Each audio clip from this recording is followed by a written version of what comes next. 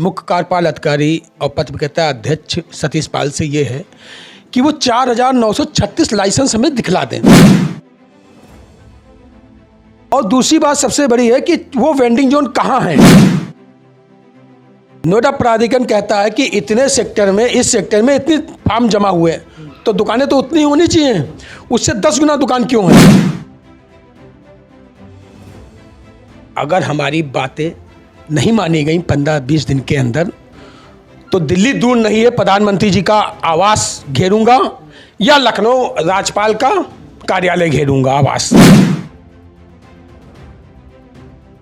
और जब तक सांस है और रक्त का एक खून का कतरा भी है, हम अपने वेंडर के लिए निस्वार्थ लड़ाई लड़ूंगा। अगर हमारी बातें नहीं मानी गई 15-20 दिन के अंदर, तो दिल्ली दूर नहीं है, प्रधानमंत्री जी का आवास घेरूंगा या लखनऊ राज्यपाल का कार्यालय घेरूंगा, आवास।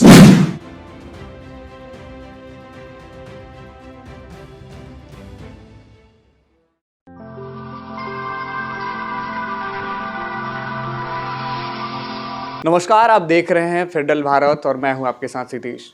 वैसे तो बातचीत की जाए अगर रेहड़ी पटरी वालों की, तो उनकी समस्याएं कई हैं, लेकिन उस पर कोई नज़र डालने के लिए जाता ही नहीं है।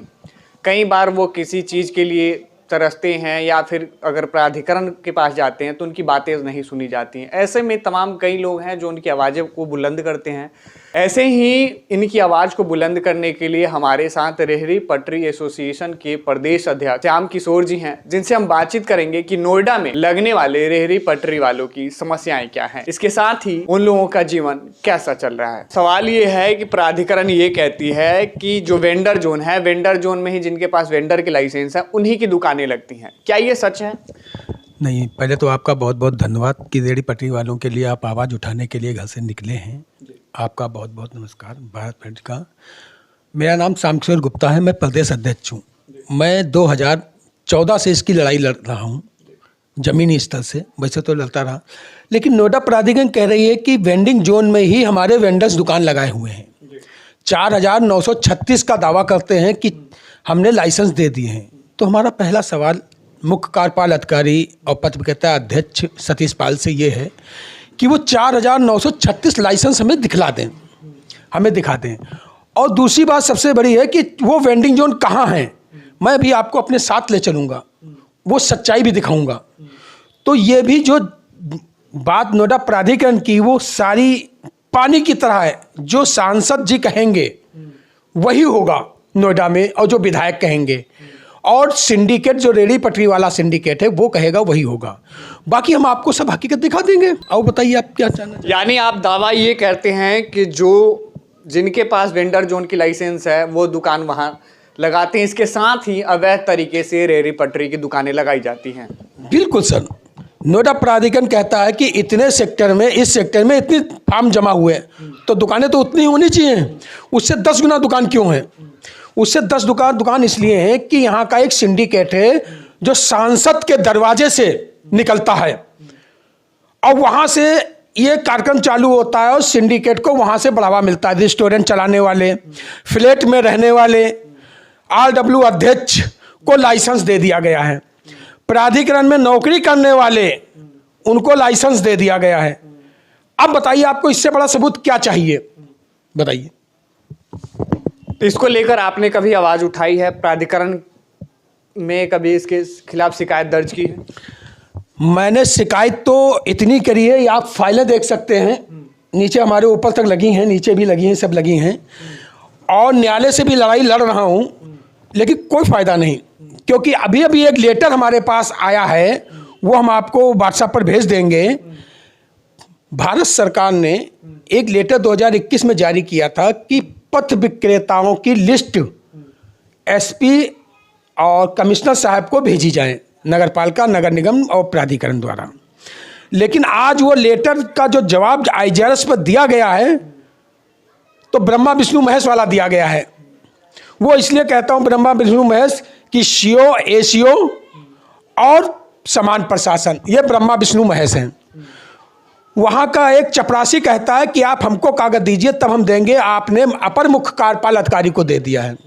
पुलिस ने हमको रिपोर्ट दे दी है और उस रिपोर्ट में कहा गया है कि हमें अभी तक कोई भी सूची नहीं प्राप्त हुई है। अब पूछिए आप आगे। तो ये समस्याएं आखिर कब तक चलेंगी और इसका निवारण में आप लोग क्या चाहते हैं? हाँ, इसका ये बात आपने पॉइंट बहुत अच्छा किया है।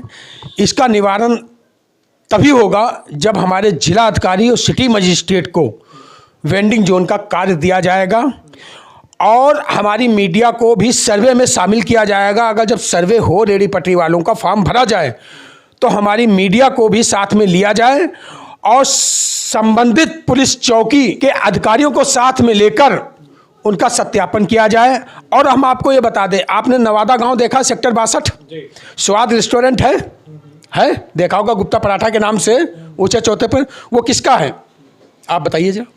आप उसके मालिक को तो जानते हैं, सरोज गुप्ता है। हाँ, उसको वेंडिंग जोन का लाइसेंस दे दिया। अब बताइए आप, उसके पिता को लाइसेंस दे दिया जो बिहार रहता है, उसके भाई को दे दिया, उसकी बीबी को दे दिया, सभी को लाइसेंस दे दिया। टाउन वेंडिंग कमेटी, जो रेहड़ी पटरी एसोसिएशन की ये टाउन वेंडिंग कमेटी बनेगी, उस कमेटी में बीजेपी के नेता की पत्नी और उस बीजेपी के नेता के घर में सभी के पास राशन की दुकानें हैं। उसकी सूची प्राधिकरण ने शासन को भेज दी, वो भी हमारे पास कागज मौजूद हैं। अब इससे ज्यादा भ्रष्टाचार क्या होगा प्राधिकरण में? यानी आप आरोप ये लगा रहे हैं कि प्राधिकरण लगातार भ्रष्टाचार करती जा रही है? नहीं, आरोप नहीं लगा रहा हूं, सबूत के साथ कह रहा हूं। एक आरोप लगाना अलग होता है और साक्ष्य से कहना और सीना ठोक के कहना वो बात अलग होती है। मैं जो भी बोलूंगा वो हमारे पास साक्ष्य होंगे, कागज होंगे, तभी मैं बोलता हूं, वरना नहीं बोलता हूं। और उस पे महानगर अध्यक्ष मनोज गुप्ता का संरक्षण है, क्योंकि उन्हीं की टीम के वो बीजेपी के नेता यहाँ के पदाधिकारी हैं। उनकी बीबी को टाउन वेंडिंग कमेटी की रिपोर्ट शासन को भेज दी गई। वो सिन्हा जी हैं हमारी प्रमुख सचिव औद्योगिक विकास, उनको, और उन्होंने साइन करके न्यायालय में भी एफिडेविट दे दिया है, ओके कर दिया है। अब बताइए, मैं तो लड़ता रहूंगा जब तक हमारे अंदर जान है और जब तक सांस है और रक्त का एक खून का कतरा भी है, हम अपने वेंडर के लिए निस्वार्थ लड़ाई लड़ूंगा। अगर मैं भी इन दलालों की तरह होता, एनजीओ वालों की तरह या किसी यूनियन वालों की तरह, तो हम भी अधिकारियों के तलवे चाटते, हर वेंडिंग जोन में एक दुकान लगाते, अपना परवाह चलाते। मेरा ये ऑफिस है और मैं आज को आपको एक हकीकत भी दिखाऊंगा कि मैं कैसे रहता हूं, कितने बड़े कमरे में रहता हूं, 4 व्यक्ति, वो भी मैं आपको भी दिखाऊंगा। आखिरी सवाल है आपके साथ कि ये अगर मान लीजिए प्राधिकरण आप लोगों की बातें नहीं सुन रही, तो आप लोगों का अगला कदम क्या होगा? मेरा अगला कदम, मैंने अभी एक ज्ञापन दिया है सिटी मजिस्ट्रेट साहब को। मैंने उसमें लिख दिया है, अगर हमारी बातें नहीं मानी गई 15-20 दिन के अंदर, तो दिल्ली दूर नहीं है, प्रधानमंत्री जी का आवास घेरूंगा या लखनऊ राज्यपाल का कार्यालय घेरूंगा, आवास। 22 फरवरी तक हम लोग कूच कर जाएंगे और पुलिस प्रशासन को कोई भी सूचना नहीं दूंगा, क्योंकि हमारी पुलिस से हमारा कोई मतलब नहीं है, क्योंकि पुलिस भी नोएडा प्राधिकरण से परेशान है। अगर नोएडा प्राधिकरण पुलिस को सूची दे दे तो पुलिस हमारा काम करेगी, क्योंकि अभी अगर कोई पुलिस किसी की ठेली हटाने जाता है तो वीडियो बनाता है कि इनको पैसा नहीं दिया गया है, इसीलिए पुलिस वालों ने इसकी ठेली हटा दी है। तो ये होता है, पुलिस बदनाम होती है। तो ये थे हमारे साथ प्रदेश अध्यक्ष श्याम सुंदर जी, जिनसे हमने नोएडा में चल रहे रेहड़ी पटरी वालों की समस्याओं पे खास बातचीत की। इसके साथ ही आपको हम कुछ ऐसी तस्वीरें दिखाएंगे जो श्याम सुंदर जी ने कहा है कि जो समस्याएं हैं, मूल समस्याएं हैं, उसको ग्राउंड से दिखाने की कोशिश करेंगे। बन रहे हमारे साथ। भारत यूट्यूब चैनल को लाइक और सब्सक्राइब करें और बेल आइकन दबाकर लेटेस्ट अपडेट पाएं।